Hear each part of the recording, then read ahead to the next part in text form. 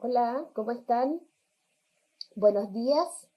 Vamos entonces a partir con la clase del día de hoy, ya viendo que hay varias personas participando. Agradecerles que estén conectados como siempre en puntaje nacional para poder ayudarlos en sus estudios. Hoy nos vamos con lo que corresponde ya a la clase número 3 de nuestra cuarta unidad y estando ya en el mes de octubre.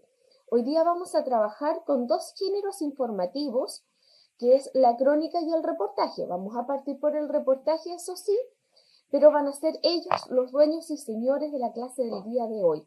Así que vamos a trabajar precisamente en definirlos, en ver algunos aspectos estructurales, y cualquier duda que ustedes tengan me pueden ir consultando a medida que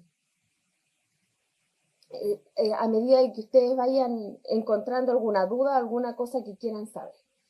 Primero, como siempre, nos vamos a ir con un pequeño resumen de nuestra clase anterior, qué es lo que estuvimos trabajando, y la semana pasada nosotros estuvimos ya de lleno trabajando con un texto ya que pertenece a la familia de los géneros informativos. Para ello, primero visualizamos lo que son los medios masivos o medios masivos de comunicación que se encuentran presentes en nuestra cotidianeidad, y veíamos que son 6 aproximadamente, donde tenemos la radio, la televisión, el cine, la publicidad, la propaganda, la prensa escrita, el internet, etcétera, ¿cierto? Y esos medios masivos de comunicación tienen la particularidad que el mensaje nosotros no podemos dimensionar la cantidad de personas que lo pueden recibir. Ese es el gran eh, meollo o la gran diferencia que puede haber con cualquier otro medio. Acá yo no puedo dimensionar. Incluso la clase del día de ayer, yo comentaba, perdón, la clase de la semana pasada, que a veces nosotros confundimos algunos medios masivos con medios de comunicación, como el teléfono. El teléfono no es un medio masivo, es un medio de comunicación, pero no alcanza a ser de la familia de lo masivo por su alcance. Puede ser de que muchos tengan teléfono, pero el mensaje llega de manera unilateral, llega individualizado. Aunque todos reciban el mismo, pero de alguna forma va a llegar directamente a cada uno. Y eso se puede de alguna forma determinar, cosa muy distinta a lo que ocurre con los medios masivos de comunicación. Dentro de los medios masivos, nosotros encontramos los textos periodísticos. Y los textos periodísticos se pueden dividir en dos. Yo les avanzaba en información, les adelantaba un poquito de que hay algunas personas que los dividen en tres, donde incluyen los interpretativos. Bueno, en ese sentido, hay algunos estudiosos que estiman que tanto los de opinión con los interpretativos o los informativos son como muy similar. Por ende, no hacen una gran diferencia, y que nosotros conozcamos que existen estos dos tipos de textos periodísticos es suficiente. Veíamos cuáles son sus características y funciones, y nos centramos en el primer texto periodístico informativo, que es la noticia. La noticia, que es la agente informadora por excelencia, muy, muy antigua, porque nosotros tenemos que pensar que las noticias no solamente son dadas a través de un medio masivo como la televisión, sino que la prensa escrita, como la radio o las revistas, el periódico en general, son muy antiguos. Sobre todo lo que es prensa escrita en sí, el periodismo escrito como la prensa, eh, diarios y revistas, periódicos, etcétera, es algo que es muy, muy antiguo. Está basado incluso en cuando se pregonaban afuera de los grandes edificios públicos algunas noticias importantes para la comunidad. Luego veíamos que esta noticia tiene una estructura que está prediseñada y que está acorde a que nosotros como receptores recibamos la información de una forma más ordenada, completa y oportuna. El lenguaje de una noticia tiene que ser un lenguaje formal, pero un lenguaje estandarizado, quiere decir que todos lo podamos comprender, claro y preciso, sin grandes adornos ni tampoco sin ir hacia a lo mejor un lenguaje demasiado técnico que haga que las personas pierdan el estilo de la información que se está entregando.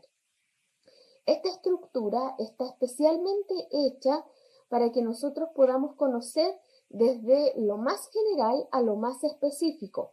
Cuidado, no es de lo más general a lo menos importante, sino que simplemente va en los detalles que la noticia nos puede entregar.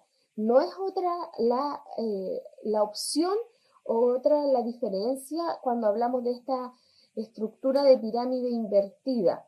Y para eso encontrábamos que había un epígrafe, un titular, lead o entradilla, cuerpo de la noticia, y donde se respondían 6 preguntas que son fundamentales, generalmente en el lead o entradilla, porque el cuerpo de la noticia luego detalla con mayor precisión, entregando un poco más de datos, lo que ya pudimos responder a estas 6 preguntas con el lead o entradilla.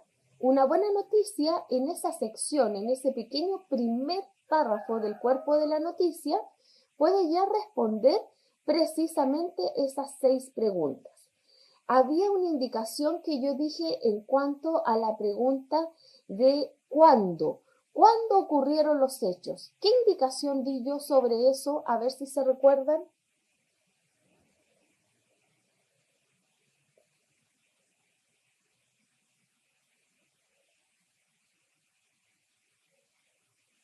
A ver si alguien se recuerda. Te respondo enseguida, Víctor, ¿ya? Cuando indica algún momento. Muy bien, Pancho. A ver, ¿pero qué indica algún momento? ¿Tiene que ser una fecha? ¿Cómo lo precisamos eso? ¿Qué pasa si no hay una fecha? ¿Eso quiere decir que no se responde esa pregunta? No necesariamente es una fecha exacta. Bien. ¿Y cómo lo hacemos entonces? Si no hay una fecha, ¿no hay momento? ¿Qué pasa ahí?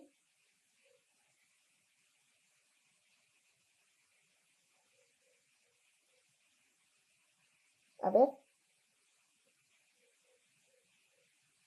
Muy bien. Exacto. Muy bien aquí. Cuando nosotros hablamos del cuándo, no necesariamente tenemos que creer que tiene que ser una fecha, que nos digan día jueves o nos digan día miércoles tanto, sino que nosotros con que nos den la situación que estaba ocurriendo, por ejemplo, un encuentro, como les decía yo, de presidentes, durante a lo mejor una revuelta popular, durante una protesta o durante cualquier situación X, que esté ocurriendo, eso también ya nos sitúa en un cuándo. Por ende hay que tener mucho cuidado porque generalmente cuando trabajamos estas preguntas en el colegio y vamos a tratar de responder el cuándo, si no hay fecha, nosotros decimos, profesora, no se puede responder porque no hay una fecha, aquí no dice cuándo ocurrió, pero sí les da el momento. Y ese momento también pertenece al orden temporal. Ténganlo siempre en cuenta, porque la verdad de las cosas es que nosotros tenemos que acostumbrarnos a mirar un poquito más allá de lo que a veces concretamente se nos pregunta. Y ahí tenemos ya el uso de una interpretación, que es una habilidad que ustedes tienen que desarrollar en época temprana, ¿ya? Muy bien, Cheri. Hola, buenos días. ¿Cómo estás? Qué bueno saber de ti. Vamos entonces, los géneros periodísticos. Cuando nosotros hablamos de géneros periodísticos, tiene que ver obviamente con la labor que realiza el periodista.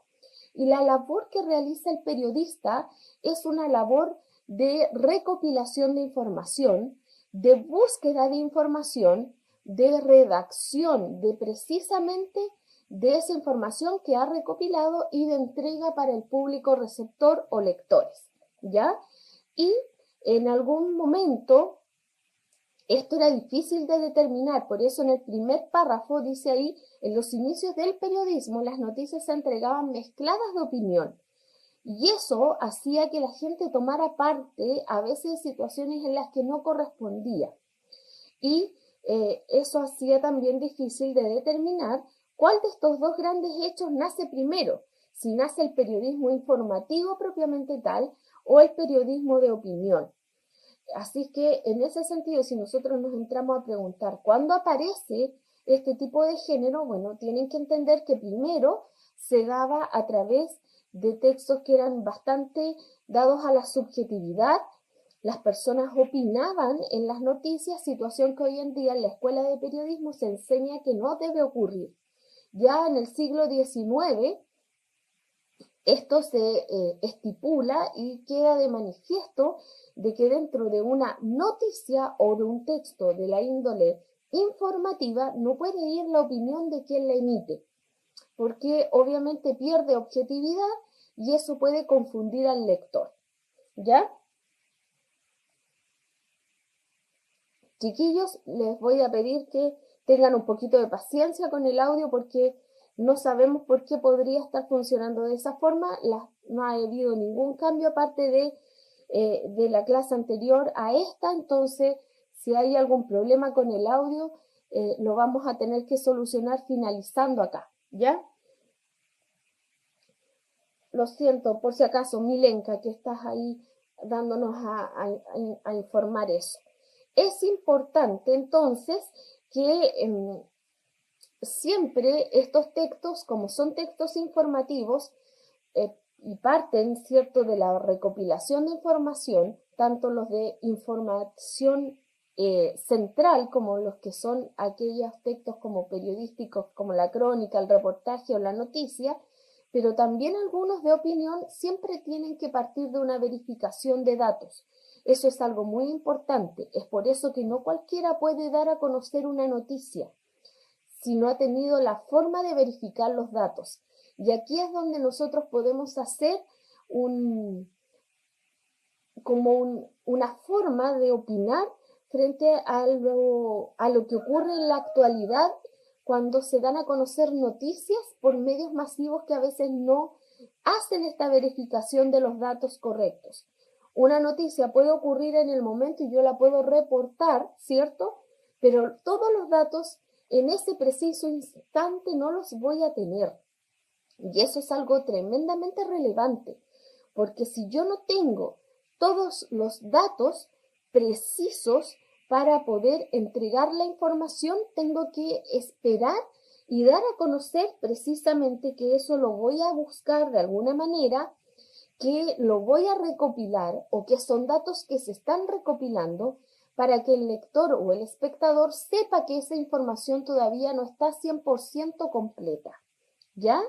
Así que cualquier periodista o cualquier persona que quiera dar a conocer una información a través de un medio masivo tiene que primero recopilar los datos y hacer una verificación de ellos y luego publicar. Por eso hay que tener mucho cuidado cuando nosotros tomamos un hecho noticioso y lo lanzamos inmediatamente en nuestras redes sociales sin antes haber verificado la información. Y eso demora un poquito más que simplemente entregar la información. Y obviamente de acuerdo a esa intencionalidad comunicativa en los textos periodísticos se pueden clasificar.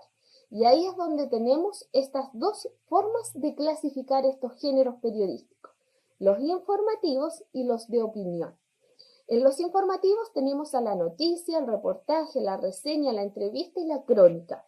Nosotros en nuestras clases solamente vamos a basarnos en estos informativos que son como la noticia, el reportaje y la crónica, para luego darle paso a los textos de opinión, donde vamos a trabajar algunos de los que están al costadito, ya para que ustedes estén al tanto de esa información. Dice, a ver,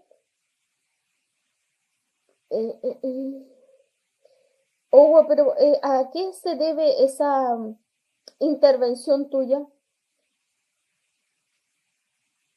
No sé si es algo que yo dije o alguna otra cosa.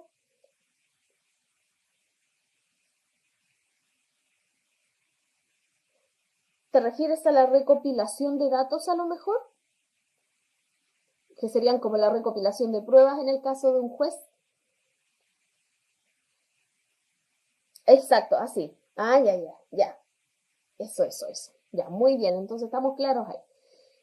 Entonces, cuando hablamos de géneros informativos, nos vamos a referir a esos. Y es muy importante porque a veces la crónica o el reportaje, nosotros creemos que son solamente textos así de interpretación o textos donde va bien una opinión. No, cuando yo voy a hacer un reportaje, voy a escribir un reportaje, la recopilación de datos es fundamental. La búsqueda de información es mucho más exhaustiva porque a veces el reportaje no es de algo que esté ocurriendo en el momento, sino que puede ser algo que se haga producto de la celebración de un aniversario de algo. Por ejemplo, un reportaje que se pueda realizar a lo mejor el aniversario de alguna comuna que sea importante de destacar. Eso indica que el periodista tuvo que trasladarse al lugar y buscar en archivos, bibliotecas, museos, entrevistas a personas ilustres, etcétera, toda una información y toda una cantidad de datos para poder redactar después ese reportaje. Por ende, se considera que el reportaje es el género periodístico por excelencia, ¿ya? Que lo vamos a ver ya ahora a continuación. Entonces, existen diferentes enfoques a la hora de relacionar o de ver cómo se escribe un reportaje. Pero la mayoría de ellos tiene que basarse también en la resolución o la respuesta a estas 6 preguntas básicas. Es muy importante que el reportaje parta como del mismo estatus de la noticia y luego de ahí va en la búsqueda de profundización de mayor información, porque eso es lo que hace un reportaje. Parte de un hecho noticioso, que puede ser actual, como les decía, o no, responde estas 6 preguntas básicas que son básicas para recopilar información. Incluso, un pequeño paréntesis, si ustedes quisieran buscar información para poder realizar alguna entrevista o poder realizar algún trabajo, un informe, donde haya más bien objetividad que subjetividad, estas mismas 6 preguntas básicas ustedes las pueden utilizar, porque es como la base de la búsqueda de información. Si usted necesita hacer un trabajo investigativo en ciencias, por ejemplo, saber cuándo, cómo, dónde y a quién es muy importante de responder. Así es que también no es algo que solamente en las noticias sea esencial, sino que también es esencial para la búsqueda de información. Eso es algo muy importante, porque cualquier persona que vaya a leer un informe debe tener la respuesta a esas 6 preguntitas, porque son básicas, ¿ya? ¿Qué hace el reportaje? Aparte entonces de responder estas 6 preguntas, va a ampliar la información, por ende nos va a ampliar a nosotros como receptores la óptica de la información. Quiere decir cómo vamos a mirar. Miramos mucho más allá. Para eso hay encuestas, hay infografías, fotografías, hay gráficos que también acompañan a un reportaje que hacen que este sea mucho más cargado de información, ¿ya? No sé si tienen alguna duda hasta el momento que pueda responder. Exacto. Cheri Moraga, tú tienes mucha razón. Por eso es que un periodista tiene que ser riguroso y respetuoso de la información. Y eso es algo que se enseña en ética, que es una de las áreas que la carrera del periodismo realiza para que el periodista éticamente sepa que no puede perjudicar a nadie con una noticia siempre y cuando los hechos no se hayan comprobado. Es más, no es su labor hacerlo. Para eso tenemos esa labor investigativa que realizan los jueces y los fiscales. Pero el periodista no puede hacer uso de una información donde se vaya a lo mejor a llamar la atención sobre una persona específica o la gente se genera una opinión pública siempre y cuando no haya tenido a su mano toda la información que necesite recabar. Y para hacer eso no es un trabajo de un día.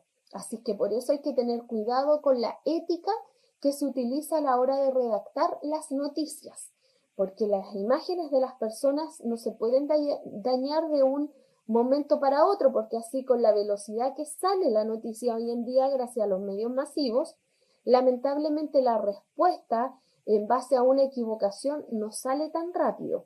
y eso complica mucho más, ¿ya?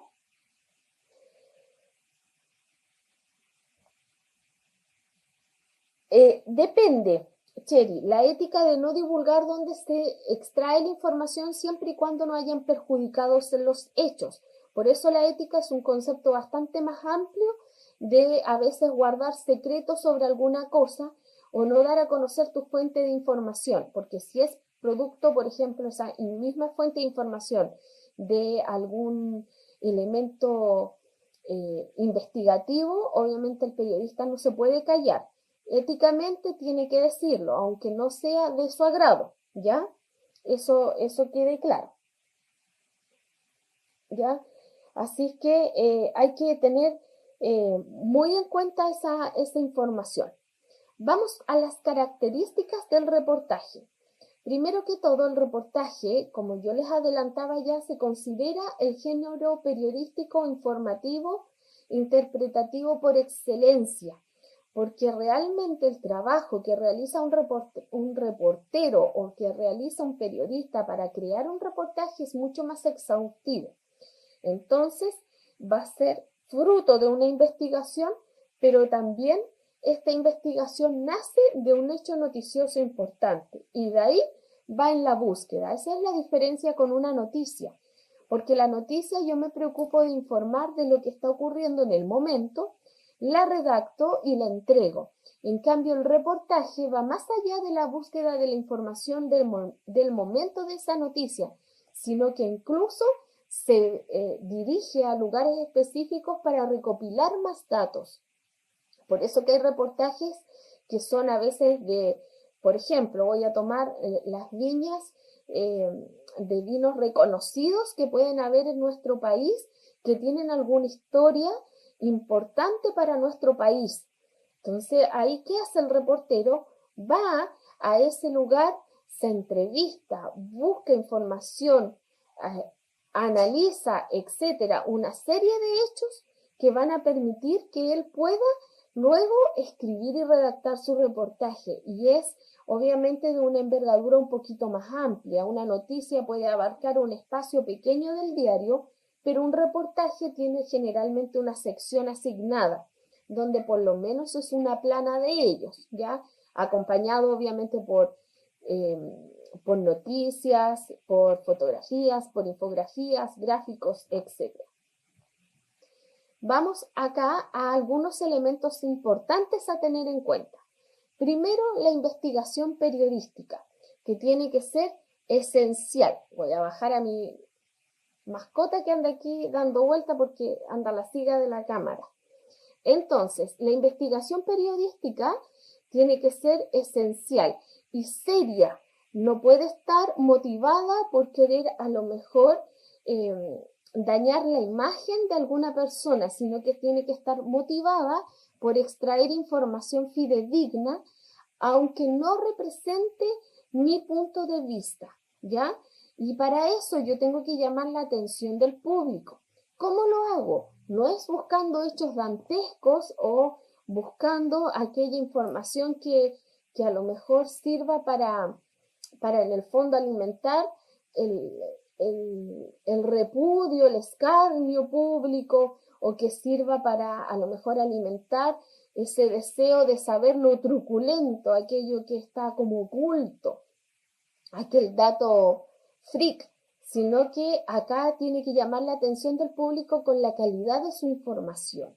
Ya, eso es algo muy, muy importante. Por ende, la ética del periodista reportero aquí es esencial. Y obviamente, si va a tomar un hecho noticioso o alguna anécdota, algún espacio, algún dato interesante de algún episodio de nuestro país, tiene que centrarse en la búsqueda de los hechos concretos y objetivos y no de aquellos que puedan generar una opinión pública un tanto manipulada, ¿ya? ¿Qué va a hacer este reportero o qué va a hacer este periodista en el reportaje? Primero tiene que explicar e interpretar hechos de esta búsqueda de información que fue más allá de hacer simplemente eh, la recopilación de momentos, sino que buscó, se centró en información concreta y avanzó y fue más allá. ¿Quiénes son los que tienen que emitir o formarse un juicio? Son los lectores, ¿ya? Ellos son los que tienen que formarse el juicio, no el reportero. El reportero solamente tiene que preocuparse de que su trabajo sea profundo y sea realmente lo más objetivo posible, porque recuerden que el reportaje pertenece a la familia de los textos informativos. Por ende, yo no puedo estar buscando generar opinión, porque esa opinión la tiene que realizar luego, después de haber tenido toda la información a su mano y a su alcance, el lector, ¿ya? No puede ser manipulada, así que ahí hay que tener cuidado. Y obviamente nosotros como lectores ser exigentes en esta parte. Nosotros hemos visto en la actualidad, ¿cierto? Como estamos mayormente en la casa y conectados a redes sociales, como a veces livianamente se dan a conocer hechos noticiosos donde la gente se da cuenta que está hecho de manera liviana o con cierta poca rigurosidad, y las mismas personas le exigen a los medios masivos, grandes medios masivos o grandes instituciones, que sean más rigurosos a la hora de la búsqueda de información. Y eso es un tremendo llamado de atención también para quienes emiten los mensajes, ¿ya? Es muy importante que seamos conscientes de que la opinión pública es una fuerza bastante grande y bastante importante. Integración de géneros. Esa es otra característica que tiene el reportaje que lo hace tan enriquecedor, porque puede integrar otras cosas, puede integrar crónicas, puede integrar entrevistas. La noticia no integra estos elementos. ¿Por qué? Porque tiene que ser un poquito más concreta, más precisa. Si puede integrar alguna entrevista, no más allá de 2 preguntas que sean totalmente esenciales para la información. Pero en cambio el reportaje sí se puede basar en la entrevista a alguien que conozca del tema. Y puede basarse en otros elementos como las crónicas y como también algunos otros artículos informativos que sean importantes de utilizar. Si yo, por ejemplo, quiero hacer un reportaje en las salitreras de nuestro país, puedo acudir a alguna reseña histórica y colocarla en un espacio de la página para complementar la información de mi reportaje. ¿Ya? A ver, veo una muy buena pregunta aquí que hace Cheri. Dice, a ver, ¿y si el receptor no tiene ese bagaje cultural como para recibir esa información? A ver, fíjense bien, no se trata solamente de tener un bagaje cultural, sino que se trata de ser rigurosos a la hora de recibir información. Es por eso que la educación, chiquillos, hoy en día es tan importante. Es tan relevante que nosotros nos acostumbremos a no ser pasivos y seamos activos a la hora de recibir la información. Seamos agujas, por decirlo de alguna forma. No sé si tenemos en estos momentos alumnos que sean extranjeros acá, pero que seamos agujas a la hora de buscar la información. Precisamente para tener todos los datos en bandeja y desde ahí tener una interpretación. Nosotros hoy en día tenemos mucho más tribuna de dónde buscar estos datos que hace 100 años atrás. Imagínense, hace 100, 150 años, el único agente noticioso que existía era la prensa escrita. Luego apareció la radio, pero pare de contar, no había nada más. Nosotros hoy día tenemos un montón de tribunas que nos van mostrando la información. El internet, la televisión, la radio, la prensa escrita. Entonces no nos podemos quedar solamente con lo que vemos en una sola parte. Y esa es responsabilidad nuestra. Es responsabilidad nuestra y obviamente es muy importante que la tengamos en cuenta, ¿ya? Y que entendamos que es responsabilidad nuestra. Si bien es cierto, en nuestro país el bagaje cultural es bien triste, bien pobre, nosotros podemos hacer algo para eso, modificarlo. Esa es la gracia de esto. Eso es la gracia del bagaje cultural y de la educación. Se puede mejorar. Y se puede mejorar prácticamente en todas las etapas de nuestra vida. No existe edad para aprender. Entonces, hoy en día, con todas las facilidades de aprendizaje que existen, no solamente tener internet, porque obviamente no todas las personas tienen acceso a él, pero sí, por ejemplo, ir a una biblioteca, contar con un material de calidad como texto de estudio, que no está ahí para hacer, para juntar polvo en el estante del colegio, ¿cierto? En la estantería de su casa, sino que está ahí para que lo revise, etcétera, porque son hechos por expertos. Todo eso ya es parte de una búsqueda de ampliar nuestro conocimiento y es única responsabilidad de nosotros, ¿ok? No hablo de política en mis clases, señor Víctor. Gracias por su pregunta. Vamos acá, frecuencia de aparición. Los reportajes no es necesario que salgan diariamente. Obviamente hay algunas secciones de los diarios que están como estipuladas y hay una persona que está todos los días constantemente en este trabajo de reportaje, de reportero, pero no es necesario que estén los reportajes presentes cada vez que se hace una publicación diaria. Es más, muchos de ellos aparecen como en suplementos o en ciertas secciones que se dan en ciertas publicaciones semanales. Por ejemplo, la revista de los sábados que sale en La Tercera, precisamente, y valga la redundancia, ¿cierto?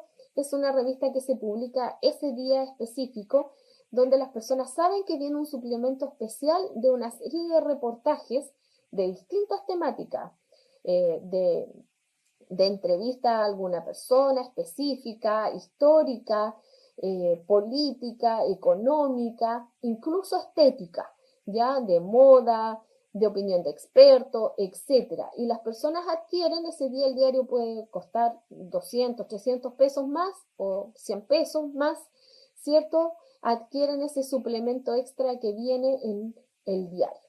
Entonces, el reportaje no es de circulación diaria o no debiera serlo, y si lo es, bueno, es porque el medio se lo puede permitir, obviamente, ¿ya? Y en muchos casos es de suplemento, de que aparece en determinados espacios, en determinados días. Ahora, los textos periodísticos como los diarios o los periódicos tienen secciones dentro de sí mismos donde hay un espacio especialmente destinado para que vayan a ir reportajes, por lo que la información se ve más extensa. Y eso ahí hay que tenerlo en cuenta porque a veces cuando uno en el colegio pide que vayan, que busquen diarios para recopilar noticias o que lleven una noticia, el recorte de una noticia, hay personas que se confunden y llevan un reportaje, porque visualmente son muy parecidos, pero en su extensión está la diferencia, ¿ya? Y hay que leer arriba la sección a la que corresponde, porque el diario tiene escrito si va a ser policial, económico, deporte, entretención, espectáculo, etc. ¿Ya? No sé si hay alguna duda.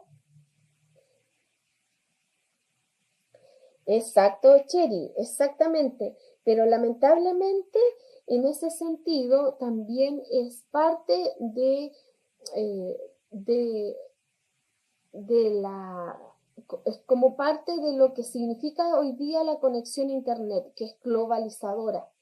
Obviamente es mucho menos regulable la calidad y el tipo de información a la que uno tiene acceso a como es en la radio o en las películas o en el cine o en la televisión, porque ahí existe una institución que se hace responsable de.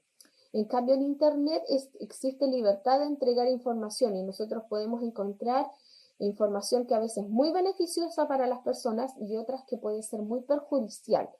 Es por eso ahí que la educación hoy en día es tan importante y ya no se habla de analfabetismo en cuanto a escritura y lectura, donde existen personas que no saben leer ni escribir.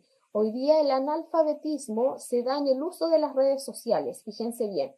Cuando una persona hace uso del Internet para buscar información que simplemente sirve para aumentar el morbo, por decirlo de alguna forma, o solamente la búsqueda de páginas pornográficas o de aquella información que a lo mejor está más dada hacia el lado freak, que puede ser súper interesante, pero busca solamente eso y ocupa el Internet solamente para eso, obviamente es un analfabeto digital porque no entiende que el Internet está para mucho más que buscar ese tipo de cosas, ¿ya? Y ahí ya también eso es una regulación que parte en la casa y que nosotros debiéramos entender culturalmente. Es un avance como país si lo entendemos. Exacto. Bien, muchas gracias, Cheri, porque tú acabas de nombrar el concepto. Ahora, ¿qué otro elemento muy importante encontramos en los reportajes? Bueno, los gráficos y las fotografías son esenciales. Si ustedes van a internet y buscan un reportaje, se van a dar cuenta de que hay fotografías que acompañan esto, fotografías incluso históricas, no necesariamente del momento. Si yo hago un reportaje en las salitreras del país, puedo ir al lugar, sacar una foto, ¿cierto?, del lugar como está, pero también puedo buscar en archivos cómo era y también la puedo publicar y eso hace que obviamente el interés del público sea mucho mayor, porque si yo aparte de la información le acompaño una foto, obviamente eso capta mayor atención de nuestro interlocutor. Las infografías es una de las estrategias, ¿cierto?, que hoy en día utiliza mucho el periodismo y nosotros como lectores y como receptores debiéramos acostumbrarnos también, por eso en los colegios se pide que hagan infografías donde tenemos imágenes que son novedosas, que se realizan en base a la búsqueda de información, porque esa es la gracia, son fotografías con información y son muy importantes de escritores, de libros, de películas, de canciones, de eh, textos científicos, históricos, etcétera. Hay de todo y son muy, muy ilustradoras, ¿ya? Y están ahí para acompañar la información, para complementar y obviamente captar nuestra atención. Temática de los reportajes. ¿Cuáles son los temas que los reportajes generalmente utilizan con mayor frecuencia? Bueno, primero que todo, miscelánea, ¿ya? Eso quiere decir que puede tomar temas de distinto interés público, ¿ya? De todo orden, temas sociales, científicos e internacionales. Nuestro reportaje no necesariamente tiene que ser de algo que ocurre en nuestro entorno, sino que también puede ser basado en el interés que promueva, por ejemplo, una investigación internacional. El otro día, por ejemplo, yo leía un reportaje de historia que nace del descubrimiento de 40 momias en Egipto que se descubrieron hace muy poco y que se dieron a conocer recién esta semana a la opinión pública y que gracias hoy en día al internet y a la globalización se pudo conocer prácticamente en el momento la apertura de estos sarcófagos. Y fue muy emocionante poder ver, junto con los periodistas en el momento, en vivo, cómo se abría un sarcófago por primera vez y a los ojos del mundo, no solamente a los que estaban ahí, estaba siendo testigo la gente, ¿cierto?, de por primera vez la visualización de una momia que estaba dentro de ese sarcófago. Fue muy motivante, fue muy interesante y eso nos habla de la calidad de los reportajes, o sea, hasta dónde podemos llegar. Así que es importantísimo. Y aparte del llamado de atención de ahora de todavía la cantidad de cosas por descubrir que hay, que es infinita prácticamente. Entonces, vamos acá, que la temática de estos reportajes es muy grande, por ende ustedes pueden encontrar reportajes de medicina, de ciencia, de tecnología, historia, etcétera. Por ende, están dados en estas secciones o suplementos que los periódicos estipulan y señalan para este tipo de textos. Y las personas que son asiduas a leer reportajes, que debiéramos hacerlo continuamente, se dirigen especialmente a esas secciones para buscar y leer de ellos, ¿ya? Si alguno de ustedes me pregunta cómo puede ejercitar comprensión de lectura, redacción y vocabulario, bueno, lea reportajes, ¿ya? Eso es esencial.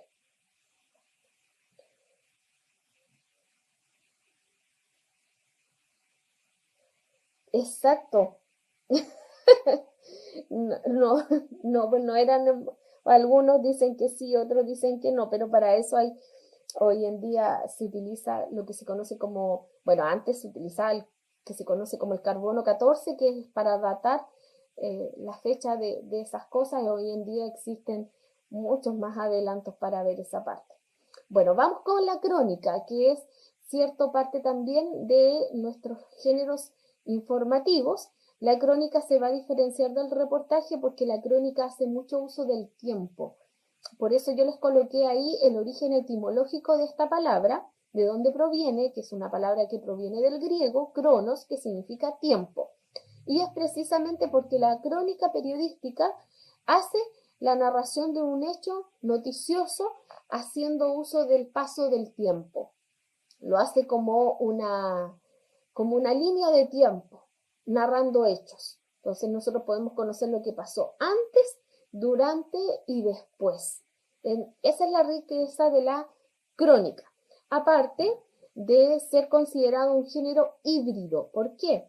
Porque va a mezclar información, pero también va a mezclar un poco de interpretación de los hechos que se están dando a conocer. Y aquí es donde ya comenzamos a jugar hacia la opinión. Y aquí es donde hay que tener cuidado, o sea, yo le puedo entregar la información al lector para que la interprete, pero yo tengo que tener cuidado con la información que le voy a entregar. Por ende, mi responsabilidad como periodista o reportero o cronista es esencial, es fundamental. Y obviamente la ética tiene que primar dentro de mis decisiones. ¿Qué características tienen las crónicas? Tiene diferentes formas de redacción, ¿ya? Eh, si bien es cierto, también va a tratar de un hecho noticioso, lo puede redactar de una forma distinta. Él puede decidir, ¿cierto? El cronista puede decidir si va a partir desde el pasado hacia el presente o viceversa. ¿Por qué? Porque aquí no está solamente centrado en entregar la información actual, sino que yo puedo hacer juego con cómo voy a entregar esta información. ¿Ya? Obviamente también yo puedo exigir las 6 preguntas y no solo exigirlas, sino que ordenarte gracias a las 6 preguntas básicas de recopilación de información, pero no necesariamente yo la tengo que entregar ordenada como pirámide invertida. Yo puedo entregar la información partiendo del hecho que ocurrió más antiguamente hacia el hecho más actual. Y eso no es impedimento para redactar una crónica. ¿Ya? Lo que sí siempre es importante tener en cuenta en todos estos elementos es la claridad, la precisión y la concisión, para que la persona entienda la temática en sí y no quede como con hebras sin poder responder y quede con datos que a lo mejor son inconclusos. Por eso que si yo voy a tomar una crónica o un reportaje y voy a investigar ciertos datos, tengo que preocuparme de completar toda la información de esos datos y que no queden algunos dando vueltas sin poder tener respuesta, porque si no, eso hace que el periodista sea simplemente mal catalogado o valorado. Oh, Dafne, bueno, cuídese mucho, que le vaya muy bien. Exacto, muy bien, Víctor. Agradecida de tu intervención. Sí, el ensayo también es híbrido. El ensayo por eso hoy en día es tan importante y se ha vuelto una herramienta tan necesaria para poder aprender a realizarla. ¿Ya? Y las universidades hoy en día es como el texto por excelencia que se solicita que un estudiante haga. Y nosotros en primero medio lo trabajamos, sabemos lo que es, idealmente se debiera hacer una práctica, pero como estamos en este tiempo de pandemia, es como difícil, pero acostumbrarse a leer ensayos también es una buena herramienta para después aprender a hacerlos, ¿ya? Y hay de muchas temáticas, y también es un género híbrido porque mezcla búsqueda de información con interpretación, y también mezcla literatura, que es otra cosa importante. La variedad del estilo de la crónica eh, tiene que tratar de buscar de no ser cansador o muy monótono a la hora de entregar la información. Quiere decir que es como muy plano, lo que puede hacer que el lector se canse. Diga, no, mucha información, muy aburrido, que es como muy propio de nuestro país. ¿cierto? Entonces, ¿qué tiene que hacer el cronista o qué herramientas cuenta el cronista para poder cambiar un poquito esa monotonía que puede darse? Bueno, es hacer citas de expertos que van entre comillas siempre, eh, y buscar como esa especie de diálogo, como que estuviera conversando. Y puede hacer uso ahí de fragmentos de entrevistas, puede colocar la opinión de un experto, etcétera. Y eso le va a otorgar algo que es muy importante, credibilidad y cercanía. Y eso a nosotros como lectores nos motiva a leer, porque es lo que yo estoy leyendo, lo creo, sé y le creo, le entiendo que haya sido así, y además siento que es agradable de leer, porque pareciera que me lo estuvieran contando. No sé si me entienden cuál es la idea. O sea, aquí esas son las herramientas para que no sea cansador o no sea monótono. Un buen lector tiene que poder disfrutar de eso y tiene que poder percibir esas cosas. Y darse cuenta de que obviamente no es que le vayan a colocar distintos colores de letra, ni que le vayan a colocar imágenes prácticamente en movimiento para entretenerlo, sino que la riqueza de una crónica va en su variedad de forma de escribir. Y eso es lo que hay que pesquisar y rescatar, ¿ya? No sé si hay alguna duda con esta parte, con lo que ya vamos en la variedad de estilo de la crónica.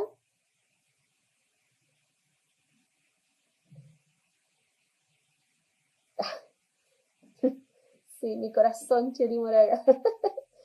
Sí, así como en Harry Potter, precisamente.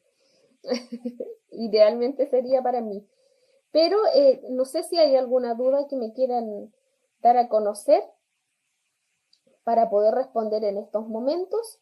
Si no, avanzamos hacia lo que estamos trabajando, ¿cierto?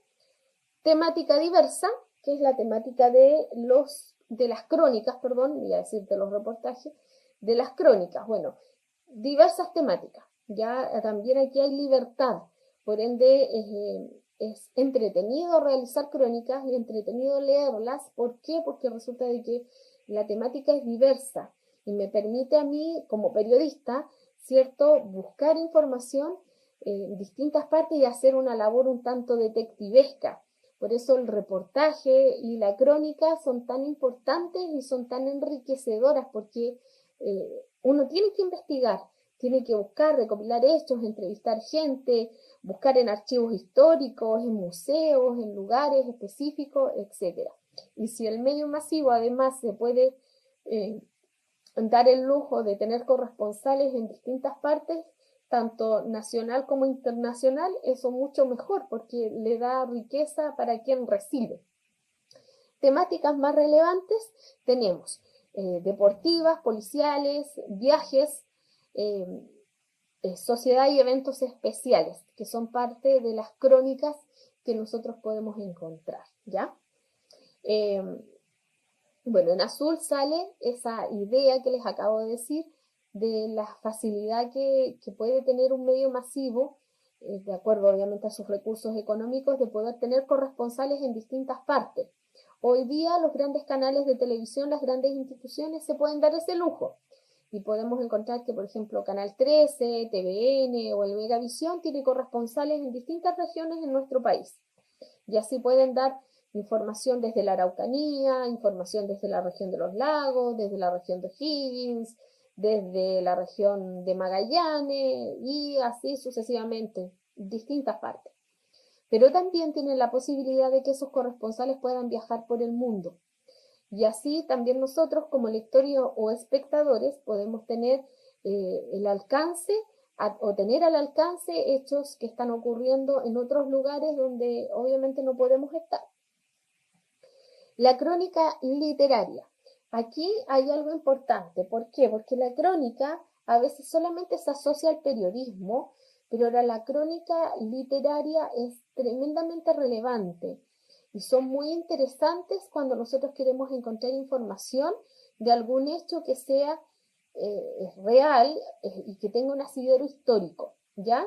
Entonces, esta crónica literaria, se va a hablar de crónica literaria precisamente porque hace uso de la literatura para poder entregarnos la información. Nosotros podemos encontrar numerosos textos de la familia de la historia que están escritos a modo de crónicas. Y esos textos a nosotros nos permiten conocer información importante. Fíjense bien, dice todas las narraciones de eventos reales con fundamento histórico, relatadas con relativo respeto por el orden histórico, pero empleando estrategias retóricas literarias, porque se escriben como si fueran una novela o como si fueran textos literarios. Se hace uso de metáforas, de figuras retóricas importantes como la hipérbole, la comparación, pero también se utiliza una voz de un narrador. Se puede utilizar algún hecho ficticio donde se va mezclando. Hay muchas novelas que hacen uso precisamente de este concepto de crónica para poder narrarnos algunos hechos. Crónica de una muerte anunciada de Gabriel García Márquez es prácticamente un ejemplo de esto. Cómo se nos va contando la historia de Santiago Nazar es precisamente como si fuera una crónica, con una narración progresiva de los hechos de manera ordenada, hasta llegar al momento preciso del crimen de Santiago Nazar, ¿cierto? Y esta persona buscó, recopiló la información con los hermanos que mataron a Santiago, ¿cierto? ¿Por qué? ¿Cuáles fueron los motivos? Investigó, indagó más allá y luego fue narrando los hechos hasta que nosotros podamos conocer ese desenlace. Hay un texto aquí. Exacto. Ahí está. Muy bien. Muy bien. Sí, Hugo, bien tu... Corresponsal es una persona que es otro sinónimo que le podemos dar a periodista. A un periodista, ya el corresponsal es una persona que va a hacer correspondencia en el fondo, que es como un emisario que tú envías a un lugar para que cuente los hechos. Es la labor de un periodista, ¿ya? Eso es lo que hace Pancho, un corresponsal, ¿ya? Las figuras retóricas literarias, bueno, ahí puedes tener el hipérbaton, puedes tener alguna, el uso de onomatopeyas, puedes hacer uso de cualquier figura que sea de la índole de la literatura, ya metáforas, comparaciones, enumeraciones descriptivas, etcétera. Son muchas, Abigail. Ahí esta clasificación, las crónicas antiguas o documentos históricos. Es más, muchos personajes históricos, como soldados que iban a determinados lugares, sacerdotes que llegaban a lo mejor en una enmienda a algún lugar, políticos que llegaban a hacer algún tratado, etcétera, escribían como una especie de diario de vida, escribían los hechos que iban ocurriendo. Y en base a esa recopilación de información que ellos hacían, y en base a lo que ellos iban escribiendo, hoy día eso se vuelve un documento histórico que se utiliza para escribir una crónica. Incluso se incorpora, ¿ya? Así que son muy, muy importantes. Ahí está el ejemplo de las crónicas de las Indias que ocurren con los conquistadores españoles cuando llegaron acá, donde ellos iban narrando, iban escribiendo como en una bitácora de viaje precisamente lo que iban viendo. Y hoy día eso es información, pero riquísima en antecedentes. Vamos acá con el resumen ya de nuestra clase del día de hoy. Vamos a ver que estuvimos trabajando los géneros periodísticos, dejando bien en claro la diferencia entre uno y otro y viendo cómo se clasifican las grandes familias en géneros periodísticos. La crónica, el reportaje y la noticia pertenecen a la familia de lo informativo y ya luego nos vamos a ir hacia la familia de la opinión, ¿cierto? Veamos cuáles son los reportajes, sus características, por qué es tan importante su redacción, en qué secciones se encuentran, ¿cierto? ¿Qué herramientas utilizan para crear un reportaje que sea de calidad y que sea realmente de utilidad para el lector? Las secciones en las que se publican, las temáticas que son más importantes, como están ahí, y algunos elementos como las infografías, las fotografías, gráficos que sirven para complementar la información. Lo mismo pasa con la crónica y sus características, que tiene que ver mucho con esta línea de tiempo, cómo se van ordenando las informaciones y cómo yo puedo hacer un barrido precisamente de hechos que fueron ocurriendo de tal forma que los voy contando como ordenados secuencialmente. De ahí viene su origen etimológico, crónica, de cronos, que significa tiempo. Y los distintos tipos de crónicas que veíamos, ¿cierto? Que crónicas informativas, crónicas periodísticas, pero también hay crónicas literarias y obviamente también nombrábamos las crónicas históricas. Ahí ya tenemos 3 tipos de crónicas que a nosotros nos sirven para ampliar nuestro conocimiento y nuestra información. Si ustedes me preguntan cómo pueden mejorar comprensión de lectura, redacción y vocabulario, acostúmbrense a leer no solo noticias, sino que pasen ya a este otro peldañito que va un poquito más allá, leer crónicas y reportajes. Son muy importantes porque ya se dieron cuenta de que no solamente responden a 6 preguntas básicas, sino que hacen uso de otras estrategias de búsqueda de información que son muy enriquecedoras para los lectores. Así que importante también que las tengan en cuenta si quieren tener un bagaje cultural, como lo anunciábamos al principio, que sea un poquito más amplio. No sé si tienen alguna duda. Sí, eso sí, Hugo, muy bien, tienes toda la razón. Ellos tienen esa posibilidad. Un buen periodista, bueno, cualquier persona que haga bien su trabajo, se le van a abrir siempre las puertas para hacer muchas otras cosas. Ya hay un buen corresponsal, un buen periodista, va a ser elegido para poder ir a transmitir noticias desde el extranjero. Acuérdense que ahora para las elecciones, lo más seguro es que con todos los recaudos que haya que tener, ¿cierto? Todos estos resguardos que nosotros debamos disponer precisamente como comunidad, que van a ir corresponsales, periodistas a transmitir directamente desde Estados Unidos las elecciones presidenciales que vayan a haber allá. Y viajan precisamente con todo pagado, hotel, comida y el transporte. Así que eso es verdad. Pero fíjate que lo puede tener cualquier persona que haga bien su pega. Siempre va a tener un beneficio más. Así que muy bien. Había una pregunta pendiente que yo dejé antes de terminar la clase. Vamos a dejar aquí presente lo que vamos a trabajar la próxima semana, que era una pregunta que hizo Víctor. Ya Víctor preguntaba, ¿qué es una moción de censura? ¿Ya? Cuando habla Víctor de moción de censura, tiene que ver precisamente cuando el juez o el fiscal determina que no se puede informar de ciertas cosas. Está censurado, quiere decir que está prohibido de hacer información.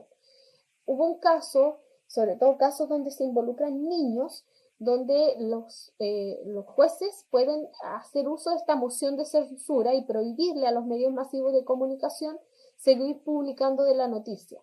La noticia se sigue desarrollando. ¿Qué quiere decir? El hecho sigue aconteciendo, sigue dándose el juicio, siguen habiendo no sé, privaciones de libertad, etcétera, pero los periodistas están prohibidos de informar de eso, sobre todo para proteger la integridad de los niños cuando son a veces testigos de situaciones muy complicadas o cuando son víctimas de situaciones muy complicadas, de hechos muy crueles. Y ahí para proteger la identidad de esos niños que obviamente después van al colegio, que interactúan con otros compañeros, etcétera, se da esta moción de censura. ¿Ya? Ahí puede ocurrir y eso lo puede determinar un juez y el periodista o el medio masivo de comunicación tiene que hacer acuso recibo y también tiene que hacer precisamente ese llamado de atención, tiene que hacer caso y acatar la ley, ¿ya? Porque obviamente lo puede complejizar mucho más. Se da en algunos casos, sobre todo cuando la sensibilidad y la opinión pública puede ser muy importante a la hora de hablar de una persona. ¿Ya? Eso sería en base a tu pregunta. No sé si te respondí, etc. No sé si hay otra cosa que me quieran consultar. Sí, pues, Hugo, siempre, y cualquier trabajo, acuérdense siempre de mí, de esto, chiquillos. Haga lo que hagan, siempre tienen que ser los mejores. Siempre, aunque sea un trabajo súper sencillo, donde quiera que esté, ya los mejores. Por ejemplo, si algún día usted quiere trabajar de empaque, sea el mejor empaque. porque eso de alguna forma siempre va acompañado de alguna retribución, no solo económica, sino que una retribución moral. La gente se da cuenta cuando uno hace bien su trabajo, ¿ya? Eso siempre. Vamos a ver, próxima clase, textos periodísticos y argumentativos, ya, donde vamos a ir hacia la familia de la opinión y vamos a trabajar con la editorial y las cartas al director. Eso aquí vamos a invertir los roles y ya no le vamos a dar 100% la responsabilidad al periodista o al corresponsal, ya, a lo que va a trabajar aquí Hugo, algún día va a ser corresponsal, ¿cierto? Ya no le vamos a dar solamente a esa labor, sino que ahora vamos a ir hacia la labor que tienen los lectores o las instituciones a la hora de emanar una opinión, ¿ya? Ese va a ser nuestro trabajo, si Dios quiere, la próxima semana. Como siempre, agradecida de haber estado acompañándolos aquí a través de Puntaje Nacional. No olviden suscribirse a nuestros canales para recibir información constante, precisa del tío Puntaje y acompañarse de las otras asignaturas también. Así que estén muy, pero muy bien. Agradecida de todos ustedes, que tengan una buena semana y cualquier consulta, ahí están los canales para que se puedan comunicar conmigo. Un beso para todos, que estén muy, pero muy bien. Nos vemos. Chao.